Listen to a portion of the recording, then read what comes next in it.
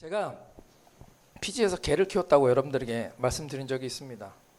저는 피지 개들은 다 집 지키는 개이기 때문에 집에서 안 키우고 마당에서 키웁니다.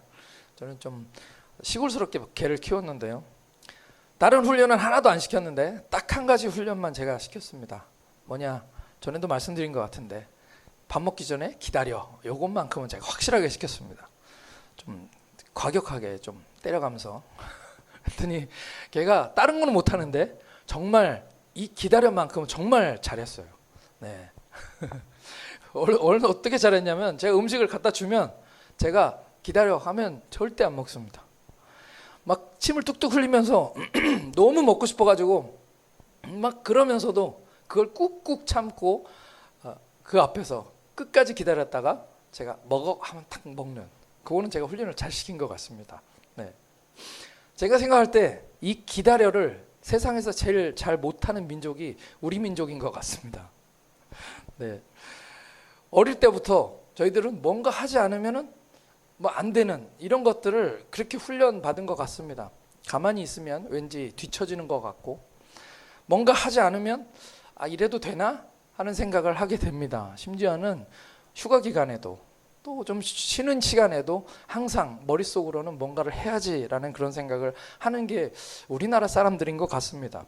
그래서 그런지 애들 교육도요, 자꾸 뭐라도 시키게 되고 안 하면 큰일 나는 것처럼, 그래서 결국 전 국민이 다 아이들을 정말 열심히 교육하는 그런 나라인 것 같습니다.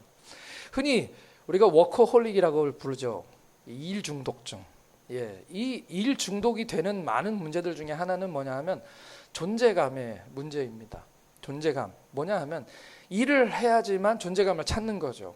그러다 보니 일을 열심히 할 때는 문제가 되지 않습니다. 근데 일을 그만두거나 은퇴하시고 나면 갑자기 어른들이 많이 아프시거나, 또는 어떤 분은, 어떤 목사님은 제가 봤는데 그 목사님은 정말 말씀도 잘하시고 많이 배우시고 똑똑하신 그런 목사님이셨는데 조기 은퇴하셨어요.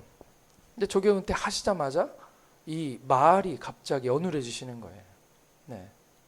물론 이게 뭐 일 중독하고 상관은 없을 수 있지만 뭐냐 하면 뭔가 일을 하다가 안 하면 존재감이 없어지는 거죠.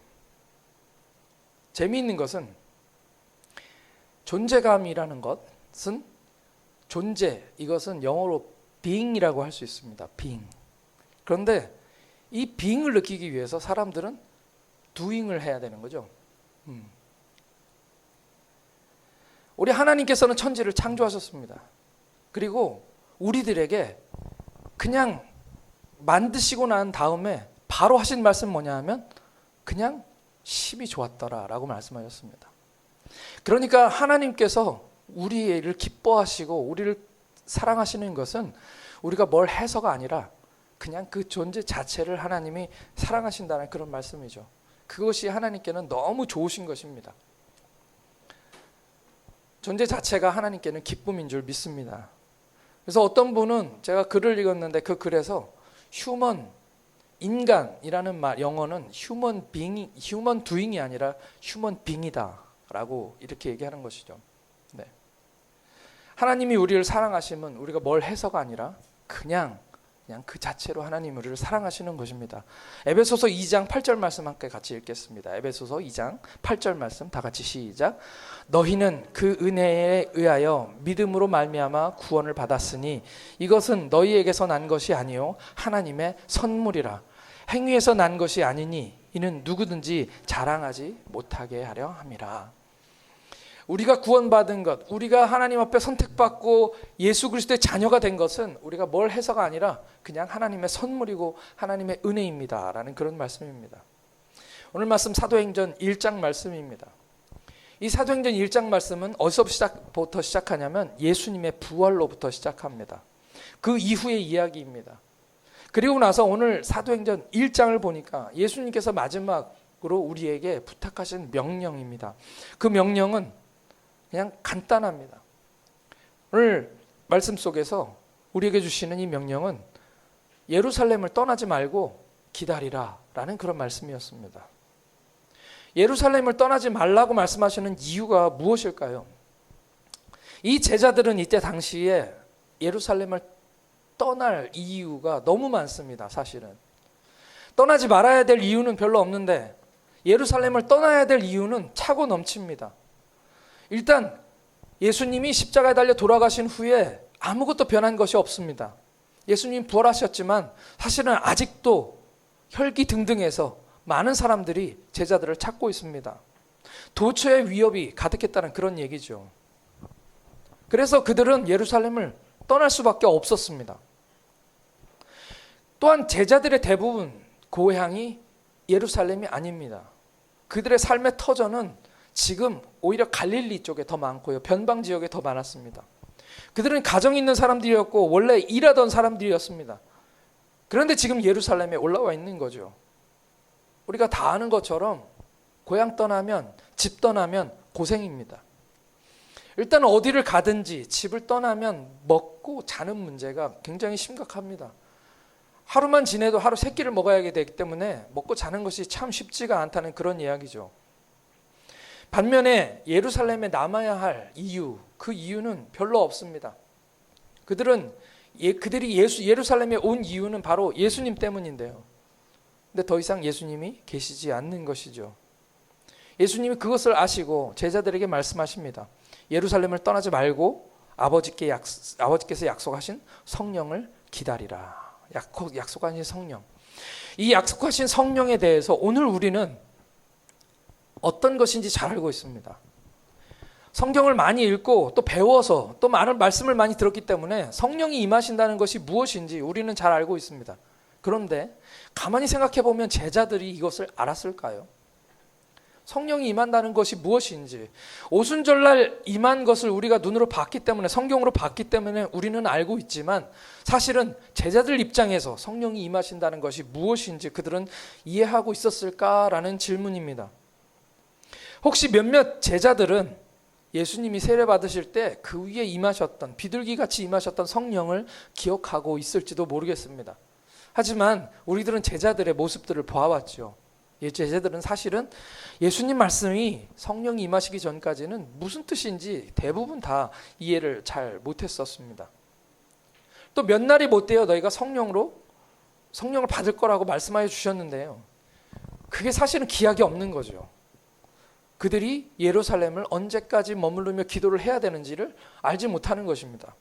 언제, 어떤 방식으로, 어떻게 성령이 임하시는지 전혀 이 제자들은 이해하지 못했을 거라는 것입니다.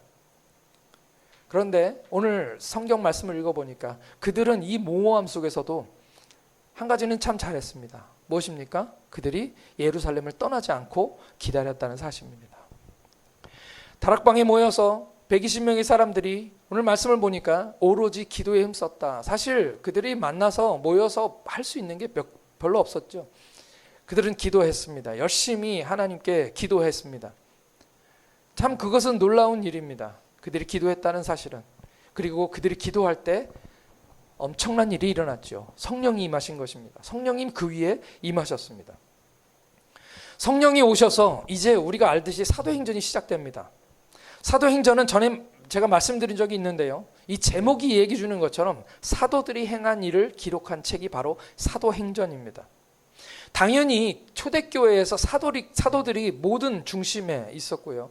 그들은 말씀을 가르치고 또 성도들이 핍박을 받아 흩어지자 그 흩어진 곳에서도 다 하나님 말씀을 증거했습니다. 그리고 그렇게 흩어져서 박해를 받아서 흩어진 곳에 교회를 세웠는데 그 교회 중에 하나가 바로 안디옥 교회였습니다. 안디옥 교회를 세우고 또 사도들이 중심이 돼서 그곳에 목회자를 파송합니다. 그게 바로 바울과 바나바죠. 그리고 그곳에서 목회를 하던 이 바울, 바나바가 또다시 그 교회에 파송을 받아서 1차, 2차, 3차로 전도 여행을 다닙니다. 그래서 아시아로 전도하고 또 지금 터키 지방, 유럽 땅으로 복음을 전하게 된 것이죠. 그게 바로 사도행전 전체의 이야기입니다. 결국은 사도 바울은 그렇게 전도 여행 1차, 2차, 3차를 마치고 이제 예루살렘으로 돌아가 투옥되고 로마까지 가는 것이 이 사도행전의 전체 구조고 전체 이야기입니다. 어찌 보면 이 사도행전 전체는 사도의 움직임이 맞습니다. 사도의 일한 것, 사도들이 행동한 것, 사도들이 움직인 것, 그것을 기록한 것이 사도행전이라는 것은 맞는 말인 것처럼 그렇게 보입니다. 그런데 마틴 로이드 존스라는 복음주의의 거장이라고 할 수 있는 목사님은 이 사도행전을 그렇게 보면 안 된다라고 이야기했습니다. 무슨 말씀이냐면 이 마틴 로이드 존스 목사님이 말하는 교회의 기원은 사도들의 행동이 아니라 하나님의 행동이라는 것이죠. 하나님의 행동. 사도들은 처음부터 애초에 뭘 하기 위해서 그곳에 모인 것이 아니었다라는 그런 말씀입니다. 우리는 성경을 통해서 잘 알고 있습니다. 사도들을 우리는 굳이 말하자면 일부러 폄하하고자 제가 그런 말씀을 드리는 것이 아니라 우리는 이 성경을 읽어보면 사도들이 모습이 어떠했는지 우리가 알 수 있는 거죠. 어찌 보면 함량미달, 오합지졸 같은 그런 상황입니다. 예수님은 십자가에 달려서 고난당하셔야 된다라고 얘기하고 제자들에게 나 이제 마지막으로 고난당하러 예루살렘에 올라간다고 얘기하는 그 순간에도 제자들은 예수님 오른편에 설 사람이 누군지, 나중에 예수님이 왕권을 회복하실 때 한 자리 차지할 사람이 누군지, 누가 첫째인지 이런 것 가지고 싸우고 있었던 사람들입니다. 이 사람들이 특별히 나쁜 사람이거나 바보 같은 사람이라고 제가 말씀드리는 것이 아니라 어찌 보면 그냥 우리 같은 평범한 사람들이었다라는 그런 이야기죠. 그 사람들은 서울에서 자란 사람들도 아닙니다. 지금으로 얘기하면 총구석에서 자라고 못 배우고 어디 가서 말 한마디도 제대로 하지 못하는 그런 평범한 사람, 보통 사람들이었던 거죠. 그들이 바로 사도입니다. 예수님께서 예루살렘을 떠나지 말고 기다리라 라고 말씀하시니까 뭔지도 모르고 왜인지도 모르면서 그냥 순종하면서 거기에 기도하면서 있었던 것이죠. 그렇게 오로지 기도에 힘썼던 것이 바로 이 사도행전 오늘 이야기입니다. 그리고 성령이 그 위에 임하셨습니다. 성령이 임하시고 나서 어떻게 교회가 세워지는지 우리는 보았습니다.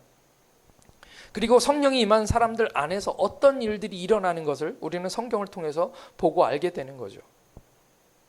교회의 부흥은 사도들의 노력이 아닌 그들 안에서 하나님이 주도적으로 하신 일이 그것으로 이루어져 있습니다. 기독교는 인간의 활동이 아닌 하나님의 행동이며 교회는 하나님의 주권적인 역사입니다. 로이드 존스 목사님의 말씀입니다. 제가 어렸을 때 박영선 목사님이 쓰신 하나님의 열심이라는 책을 읽었습니다. 하나님의 열심. 제목이 하나님의 열심입니다. 그분은 성경을 구약부터 시작해서 하나님의 열심히 이루신 일들에 대해서 그 책에 적어 놓았습니다. 아무것도 없는 그 공허 속에서, 끝없는 공허함 속에서 하나님은 천지를 창조하셨습니다. 무엇으로? 하나님의 열심으로.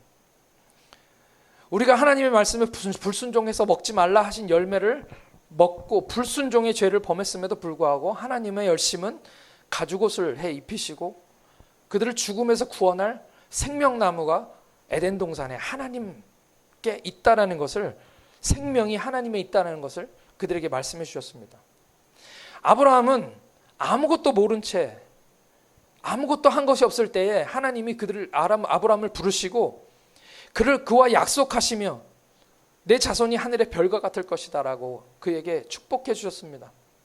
그가 무엇을 해서가 아니라 그냥 아무것도 안 했던 그때에 너를 축복하는 자에게 내가 복을 주고 너를 저주하는 자에게는 내가 저주하리니 너는 복이 될 거다 라고 말씀하시면서 그 약속을 주시면서 아브라함을 그냥 아무 이유도 없이 복으로 세우셨습니다. 그것이 바로 하나님의 열심이라는 것이죠. 그 책의 하나님의 열심, 이 내용은 다 그런 이야기입니다. 이삭과 야곱, 모세와 다윗. 인간은 스스로 어떤 상태인지도 모른 채로 구원자가 필요한지도 모른 상태로 살아가고 있습니다. 그것이 우리의 이전 상태였고요. 지금 예수님을 알지 못하는 세상을 그냥 살아가고 있는 세상 사람들의 이야기입니다. 심지어 구원자가 필요한지도 몰랐고 원하는 것도 없었는데 그렇기 때문에 그들이 한 것은 아무것도 없습니다. 그런데 하나님의 열심이, 하나님의 작정이 그냥 은혜로 말미암아 우리에게 구원을 주셨다라는 것이 성경에서 이야기하고 있는 이야기인 것이죠. 지난 수련회 때 교회 학교 1일 성경학교를 저희들이 했습니다. 그때 그 찬양을 여러분 기억하십니까? 너희는 가만히 있어 하나님 구원 보리라. 이스라엘 하나님 널 위해 싸우리. 몸이 반응하죠. 율동이 그냥 절로 나옵니다. 그것이 출애굽기 14장 13절 말씀입니다. 한번 같이 읽겠습니다. 14장 13절 말씀. 모세가 백성에게 이르되, 시작. 모세가 백성에게 이르되 너희는 두려워하지 말고 가만히 서서 여호와께서 오늘 너희를 위하여 행하시는 구원을 보라. 너희가 오늘 본 애굽 사람을 영원히 다시 보지 아니하리라. 아멘. 가만히 있는 것이 쉽지 않습니다. 왜냐하면 그 애굽 병사들이 쳐들어오고 있거든요. 지금 홍해는 가로막고 있습니다. 어찌할 바를 알지 못하니까 결국 한다는 게 뭐냐면 모세를 비판하고 모세를 향하여 화내는 것밖에 없습니다. 그것이 세상에서 우리가 살아가는 방식이죠. 막막할 때, 힘들어할 때 할 수 있는 일이라고는 원망하는 것밖에 없습니다. 그게 우리들의 본 모습인데, 너희는 가만히 있어 오늘 여호와의 구원하심을 바라봐라 라고 말씀하십니다. 너희들이 본 이 애굽 사람 다시 보지 않을 거다. 가만히 있어라 라고 말씀하십니다. 그래서 어떻게 되었습니까? 홍해가 갈라지는 역사를 그들이 경험하게 됩니다. 할렐루야. 가만히 있어야 되는데 우리가 뭘 하면 하나님이 하시는 영광을 볼 수가 없는 것이죠. 우리가 뭘 하면 하나님의 영광을 볼 수가 없다라는 그런 말씀입니다.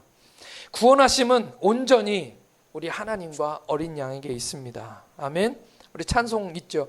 구원하심이 보좌에 앉으신 우리 하나님과 어린 양께 있도다. 온전히 구원하심은 우리의 어떤 것에 있는 것이 아니라 하나님과 어린 양에게 있다라는 그런 찬송입니다. 이사야서 9장 6절에서 7절 말씀을 함께 같이 읽겠습니다. 이사야서 9장 6절에서 7절입니다. 시작. 이는 한 아기가 우리에게 낳고 한 아들을 우리에게 주신 바 되었는데 그의 어깨에는 정사를 메었고 그의 이름은 기묘자라 모사라 전능하신 하나님이라 영존하신 아버지라 평강의 왕이라 할 것임이라. 누구에 대한 이야기입니까? 우리 예수님에 대한 예언입니다. 7절 다 같이 시작. 그 정사와 평강의 더함이 무궁하며 다윗의 왕좌와 그의 나라에 군림하여 그 나라를 굳게 세우고 이후로 영원히 정의와 공의로 그것을 보존하실 것이라. 만군의 여호와의 열심히 이를 이루리라. 아멘. 하나님의 열심히 이것을 이루시는 것입니다. 예수 그리스도를 통해서. 하나님은 예루살렘에 모여있던 120명의 사람들 속에 어떤 일이 일어나게 하셨습니다. 그것이 사도행전의 시작이고 교회의 시작인 것이죠. 그들이 뭘 하기 위해서 그 자리에 모인 것이 아니라 그냥 약속하신 성령을 기다렸습니다. 기다릴 때 하나님이 그 속에서 어떤 일들을 일하기 시작하신 것이죠. 하나님이 하신 일입니다. 성령이 임하시고 불의 혀같이 갈라지는 것이 각 사람에게 임하였습니다. 그래서 그렇게 교회가 세워졌던 것이죠. 제가 말씀드렸습니다. 예루살렘 교회는 많은 사람들이 한 곳에 모였던 그런 대형 교회가 아니었습니다. 물론 예루살렘은 정말 많은 사람들이 모였습니다. 3,000명, 5,000명이 돌아오는 역사를 경험했고요. 나중에는 어린아이와 여자들까지 다 합하면 어마어마하게 많은 사람들이 그리스도를 영접하고 주님 앞에 나왔을 것입니다. 하지만 그 교회는 큰 대형 교회가 아니었습니다. 다 흩어져 있는 교회였죠. 그러나 모이지 않았다는 뜻은 아닙니다. 그들은 기회가 되면 열심히 모여서 그들의 구제를 했고 사람들에게 자기의 것을 나눠주었습니다. 어떤 일이 일어났습니까? 성령이 임하였습니다. 성령이 임하고 난 후에 그들은 자발적으로, 누가 시켜서가 아니라 자발적으로 자기의 소유를 팔아서 제자들의 발 앞에 두었습니다. 이것은 누가 시킨다고 되는 일이 아닙니다. 그것을 흉내내려고 했던 아나니아와 삽비라의 모습을 보셨죠. 흉내내려고 하는 사람들은 그냥 그런 것입니다. 그런데 대부분의 그 그리스도인들, 성령 받은 사람 안에서 어떤 일이 일어났기 때문에 그들은 자발적으로 자기의 소유를 팔아 가난한 사람들, 불쌍한 사람들을 돕기 시작했던 것이죠. 그것이 예루살렘의 교회에 있었던 것입니다. 아무도 자기의 것을 자기의 것이라고 주장하는 사람이 없었다라는 것이 우리가 보는 이 성령의 열매입니다. 이것은 예루살렘이라는 교회가 세워졌기 때문이 아닙니다.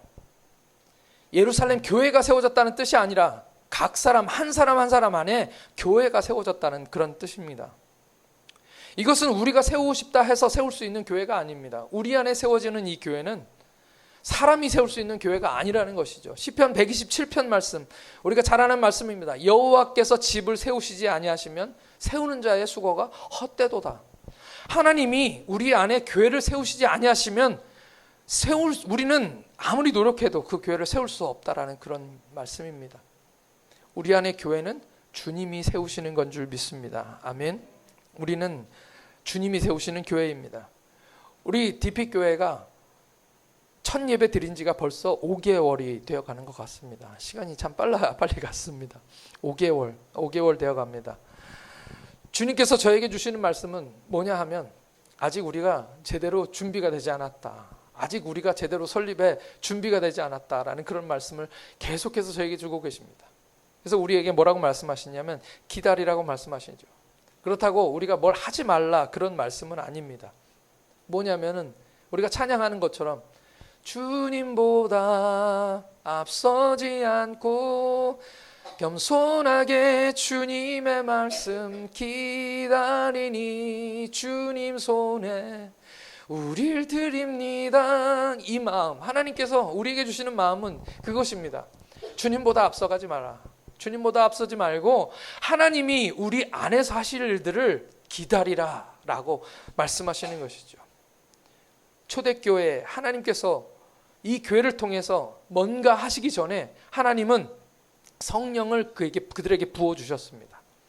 그리고 그 속사람으로부터 어떤 변화가 일어나게 하신 것이죠. 그 안에서 복음을 깨닫게 하시고 그 안에서 성령이 충만하게 하시고 그 안에서 하나님과의 관계가 회복하도록 그렇게 만드셨습니다. 저는 우리 DP교회에서 하나님께서 우리 교회에 그런 일들, 그 놀라운 일들이 먼저 일어나게 하실 줄을 믿습니다. 아멘. 저희들이 여러 가지를 준비하고 있습니다. 저희들이 커피 나눔을 하려고 준비하고 있습니다. 당연히 해야죠. 사람들에게 커피 나눕니다. 근데 이것을 저희들이 준비하면서 제 마음속에 들었던 이야기는 뭐냐면 우리가 먼저 기도해야 되겠다. 우리 안에 이 복음에 대한 열정도 없고 이 복음에 대한 하나님의 그 사랑, 그 은혜도 경험하지 못한 채로 우리가 커피를 나눠주고 전도하는 것은 그냥 행위이고 요식행위다라는 생각이 들었습니다.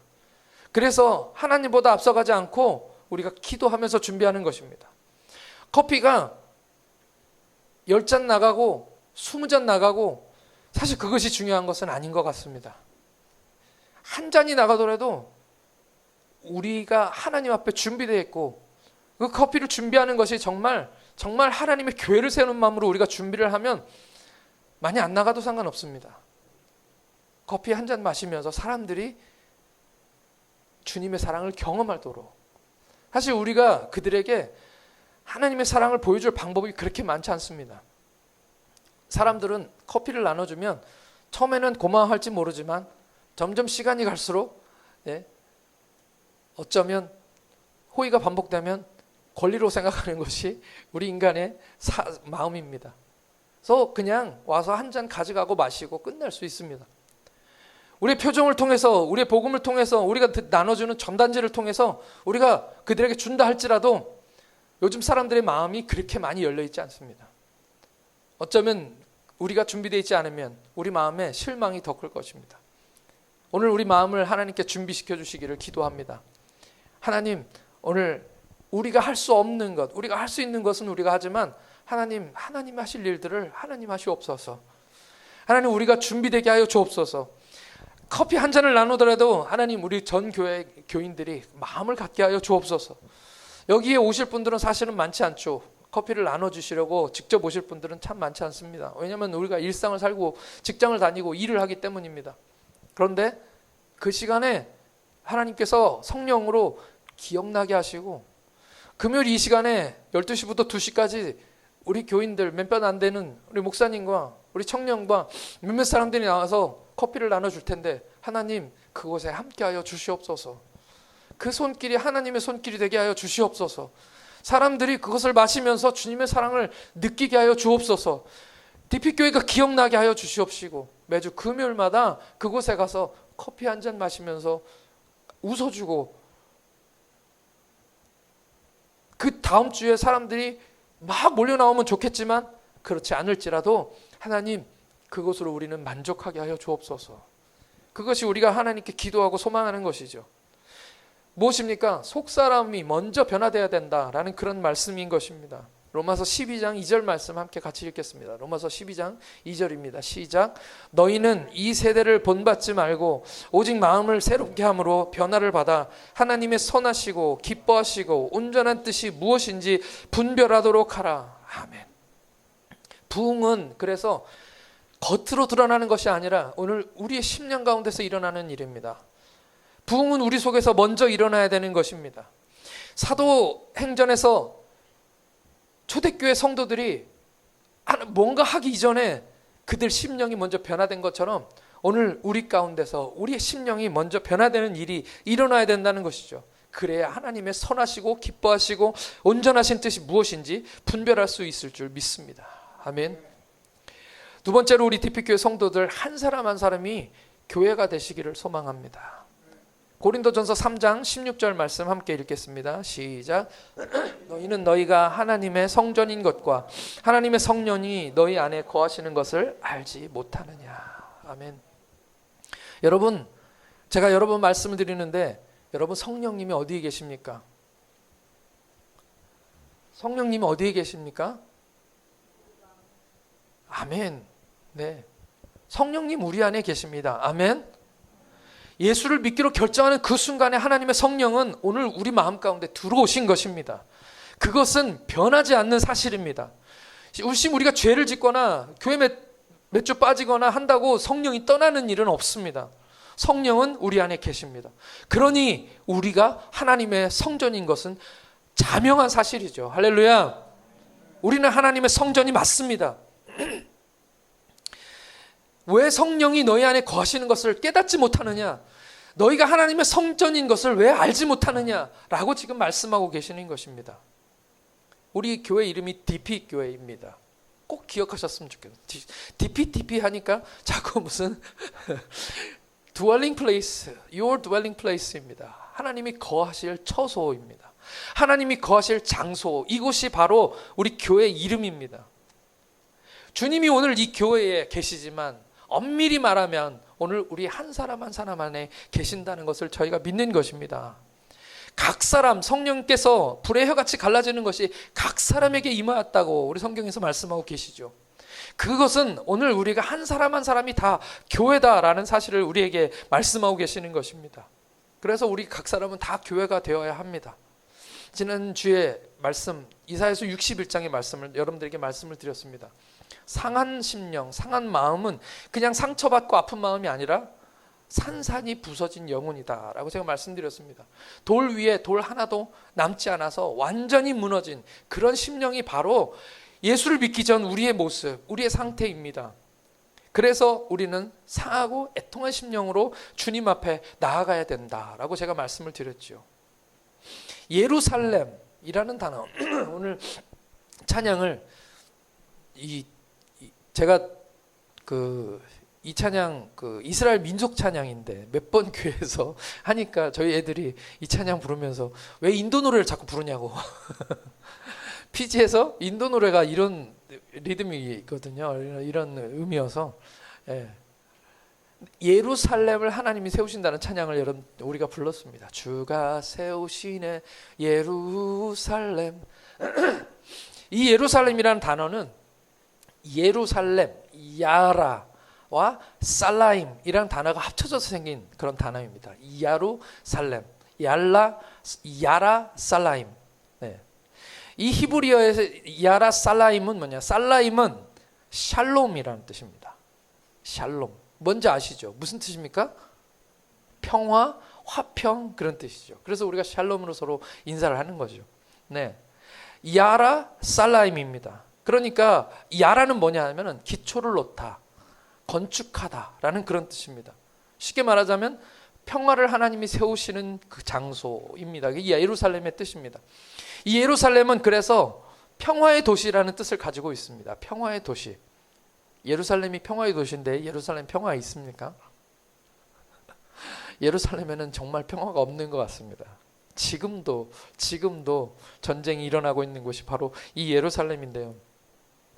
이 예루살렘은 하나님의 평화의 도시를 세우신다라는 그런 뜻입니다.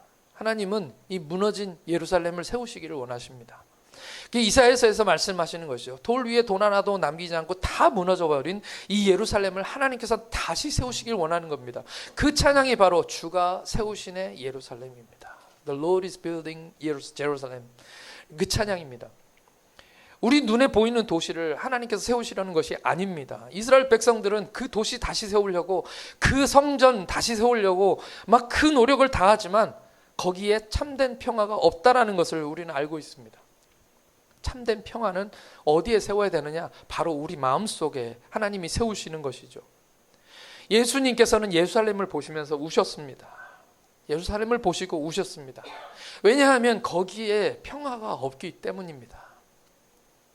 이스라엘 백성들이 그렇게 찾고 싶었던 그 평화가 그 예루살렘에는 없었기 때문에 오히려 무너져야 될 거다라고 말씀하고 계셨던 것이죠. 너희들이 성전을 헐라. 내가 3일 만에 다시 세우겠다. 예수님이 세우고 싶은 그 이알라 살라임이 뭘까요? 사람이 손으로 지은 것에는 평화가 없습니다. 오히려 산산이 무너진 마음, 산산이 깨진 심령만 있는 것이죠. 에베소서가 말합니다. 에베소서가 주님은 우리의 평강이시라, 평화이시라. 예수 그리스도가 바로 평화라는 것입니다. 예수님을 통해서만 평화가 세워질 수 있다라는 그런 말씀이죠. 이것을 이사야서 53장에서 이렇게 말씀하셨습니다. 이사야서 53장.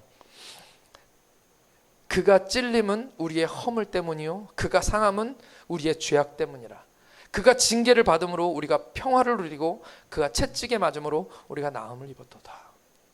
예수님께서 그 몸이 찢기시고 고통당하시고 죽임당하시는 것 때문에 우리에게 평화가 주어진다, 그 말씀이죠.